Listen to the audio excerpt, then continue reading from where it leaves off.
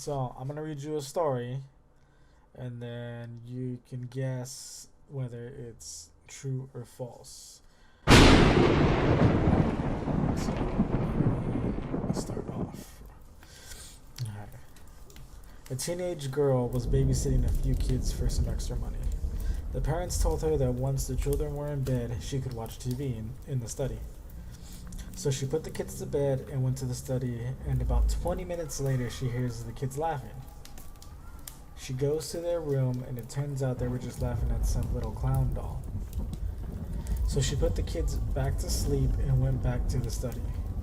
When she walked in, she found the clown doll in the desk chair. She thought the kids were playing a prank on her, so she goes back to the kids' room. The girl asks all the kids if they put the doll in the chair, and of course they said no. She brushes it off and goes back to watch TV, and the clown is still there. It's just staring at her with creepy clown face. It was about 3 or 4 feet tall and looked very realistic. She calls the children's father and says, "Can I watch television downstairs? This creepy doll is really creeping me out." The father says, "Get the kids, call the police, and go to the neighbor's house." She is confused and asks why. "We don't have a clown doll. The kids have been telling us about a clown watching them at night, and we didn't believe them." The girl calls the police and brings the kids to the neighbor's house. When the police came, they said a midget dressed as a clown had been hiding in their house for weeks. He had nowhere else to stay, and he would watch the children as they slept. That's the end. The end.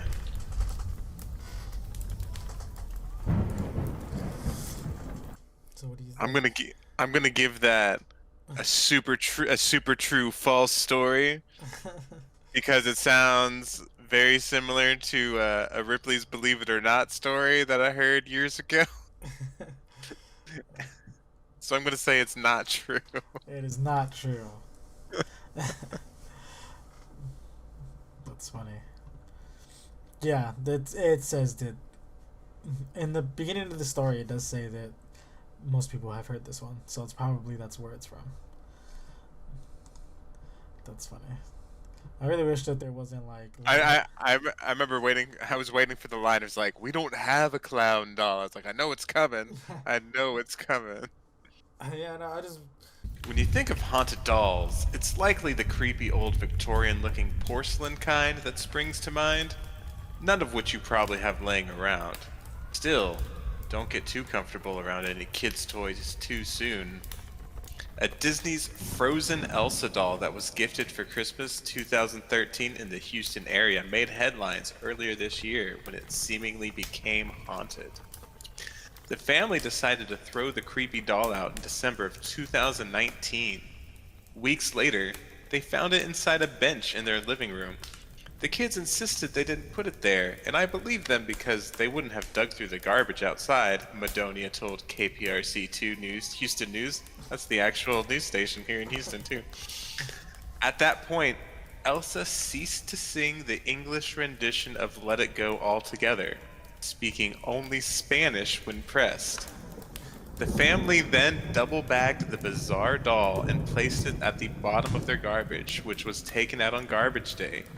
They went on a trip shortly after, but when they returned, Elsa too had come back and was waiting in the backyard of their home. This time, the family mailed Elsa to a family friend in Minnesota who taped the haunted doll to the front bumper of his truck. Sounds like Toy Story to me. It doesn't seem to have made its way back to Houston yet. When you are admitted to a hospital, they place a white wristband on your wrist with your name on it. But there are Sure. other colored wristbands that symbolize other things. For example, red wristbands are placed on dead patients, so on and so forth, right? One night, a surgeon had worked the night shift at a small hospital.